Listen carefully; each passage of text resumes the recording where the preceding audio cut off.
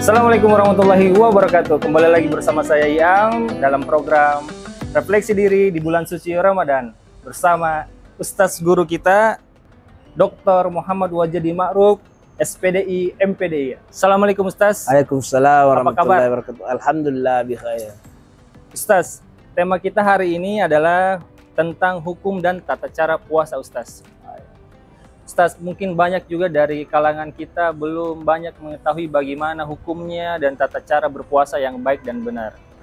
Ustadz, apa saja syarat sah dan rukun puasa yang perlu kita perhatikan Ustadz? Silakan. Assalamualaikum warahmatullahi wabarakatuh. Jadi ketika kita berbicara masalah syarat sahnya, itu harus kita kembali apa yang telah ditentukan oleh atau dicontohkan atau disampaikan oleh baginda Nabi besar Muhammad SAW. Yang pertama, sahnya puasa itu adalah harus yang pertama Islam. Ya. Karena kalau Islam pemanya non Muslim itu kan tidak sah puasanya, puasa Ramadannya karena mereka tidak diwajibkan. Berbeda dengan kita umat Islam. Islam itu diwajibkan ketika merasa diri beragama Islam, wajib hukumnya. Yang kedua yaitu balik. Itu. Jadi ketika kita sudah balik, maka harus hukumnya itu akan naik menjadi wajib berpuasa yang namanya orang Islam, karena itu adalah rukun Islam. Jadi harus kita bagaimana melaksanakan yang namanya puasa ketika kita sudah wajib. Bagaimana caranya membedakan yang kapan dia wajib, kapan dia balik?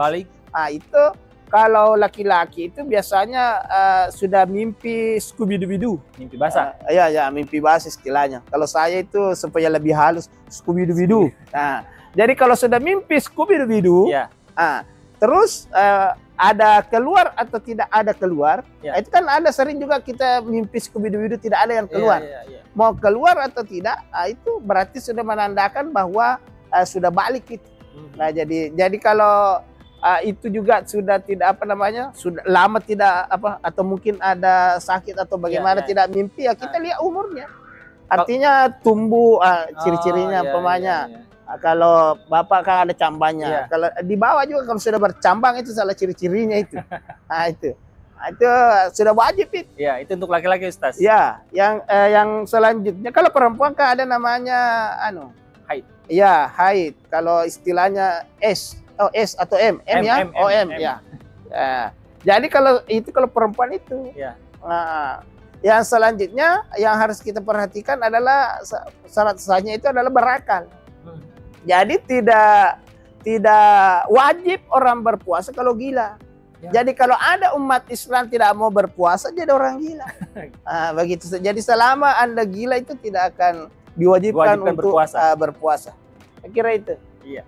Baik, terima kasih. Kalau rukun, itu berpuasa mampu menahan dari imsak sampai dengan maghrib. Bukan maghrib, buka puasa. Ada kan anunya itu. Waktunya Allahumma lakasumtu, itu baru berdoa untuk buka puasa. Ustaz, ini ada pertanyaan dari netizen Ustaz. Bagaimana hukumnya bagi seseorang yang lupa berniat puasa, Ustaz? Bagaimana hukumnya? Dia mungkin sahur, dia melakukan sahur dan lain sebagainya, tapi dia lupa melakukan niatnya, Ustaz. Bagaimana? Silakan. Olehnya itu karena yang namanya berniat puasa pada bulan suci Ramadan itu bedanya. Kalau puasa sunat bisa berniat, kalau sunat di luar Ramadan. Kalau sunat niatnya itu bisa biar pagi. Yang penting tidak pernah makan minum. Walaupun sudah subuh, Ustaz. Subuh, belum pernah makan pas pagi, lebih baik berpuasa deh. Itu bisa. Kalau puasa sunat.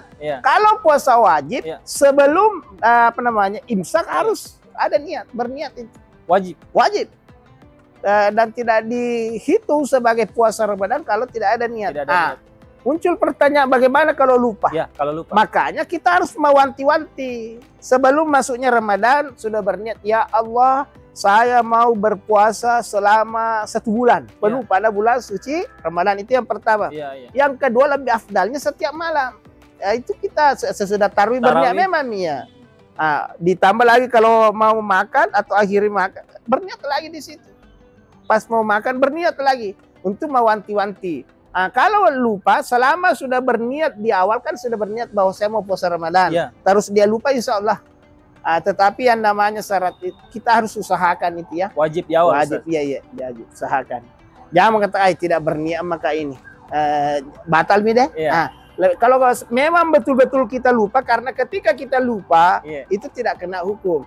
Makanya kembalikan kepada Allah, ya Allah, lapor. Ya Allah, tadi saya lupa sekali berniat, mohon diampunkan. Karena ini wajib.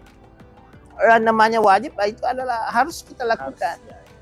Yang penting jangan disengaja ya. Tapi itu tadi untuk mewanti-wanti, pas mau Ramadan langsung berniat. Ya Allah, saya berniat berpuasa selama bulan suci Ramadan. Jadi nanti malamnya itu hanya menguatkan, terus menguatkan itu niat kita.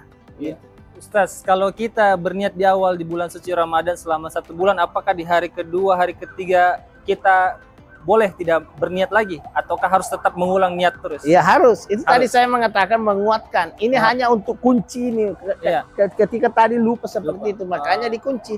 Itulah sebabnya imam itu sudah mewanti-wanti iman tarawih itu yang witir itu. Katakan pada mania nih banyak. Artinya mengajak. Makanya kita harus saling mengingatkan. Itulah gunanya makan secara berjamaah. Niat mana kok? Artinya berniat semua. Begitu saling mengingatkan supaya ada syaratnya yang tidak kita tinggalkan. Karena ini ibadah puasa memang ibadah yang sangat diwajibkan, dan inilah ibadah yang sangat rahasia. Salat itu masih bisa orang melihat kita salat. Betul. Apa namanya? Haji masih bisa dilihat. Puasa, zakat masih bisa dilihat. Tetapi ini tidak ada yang tahu kalau kita berpuasa. Bisa saja saya mengatakan saya berpuasa, tapi kalau pergi berwudu, kumur-kumur, talan-talan, itu kan tidak ada. Tidak ada yang tahu. Berarti ini adalah, itulah sebabnya Allah berpesan, as-shaumu li, puasa itu untuk saya. Wa ana ajzibi, dan saya sendiri yang akan membalasnya. Begitu banyaknya spesialnya yang namanya puasa di hadapan Allah Subhanahu wa Ta'ala. Jadi saya kira itu. Baik Ustaz, bagaimana kalau hukumnya orang yang sakit tentang berpuasa Ustaz? Ketika kita sakit, itu kan dalam Al-Quran sudah dijelaskan bahwa ketika kamu dalam perjalanan boleh digantikan pada hari-hari yang lain, apalagi kalau sakit, bisa digantikan. Boleh ya Ustaz? Boleh kita gantikan. Yang jelas kita umpamanya kita mengukur diri kita ketika kita sakit. Kayaknya kalau saya lanjutkan ini saya punya puasa berbahaya bagi kesehatan saya. Itu bisa. Itu boleh dibatalkan. Boleh. Atau hamil. Sudah skubidu-bidu akhirnya mengandung. Ketika dikhawatirkan janin ini ada masalah karena kita berpuasa, maka itu bisa diganti dengan pada hari-hari yang lain. Saya kira itu. Baik, Ustaz, mengenai lanjutan dari tadi tentang ibu hamil yang sedang hamil dan tidak berpuasa, dan tentang orang sakit yang boleh tidak berpuasa dulu, Ustaz, apa perbedaan antara fadiyah dan qada dalam mengganti puasa, Ustaz? Qada. Ada juga fidyah. Kalau fidyah itu adalah orang ketika umpamanya tua.